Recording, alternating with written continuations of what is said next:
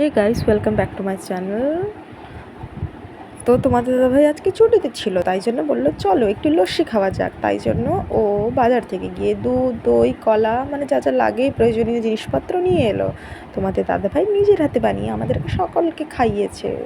তো কেমন কেমন বানায় চলো দেখো। আমি একটু হেল্প করে নিও, নিজের হাতে পুরোটা করে খাইয়েছে। তো কলাগুলো ছাড়িয়ে নিল, তারপরে কি দুধ দিয়ে দিল।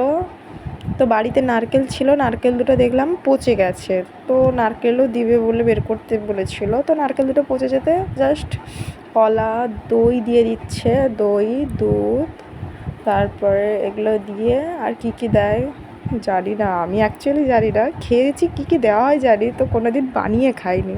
তো তোমার দাদাভাই নিজের হাতে বানিয়ে খাওয়াচ্ছে, চলো কেমন হয় দেখি। তো গ্রাইন্ডার করে নিয়েছিল চিনিগুলো, ওইগুলো মিক্সড করে দিলে মিষ্টিটা একটু টেস্ট লাগবে। আমি বললাম বেশি করে মিষ্টি দাও যাতে ভালো লাগে। তো এরপরে দই আরেকটু দিয়ে দিল অল্প করে, বলে দইটা দিলে টেস্ট লাগবে বেশি করে।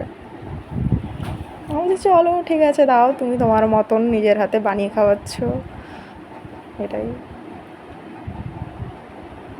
তো ওটাকে মিক্সিতে কয়েকটা বরফ দিয়ে গ্রাইন্ডার করে নিয়েছে, আমাদের লস্যি রেডি। তো ঠান্ডা ঠান্ডা লস্যি খুব টেস্ট হয়েছিল, সবাই খেয়ে নিলাম।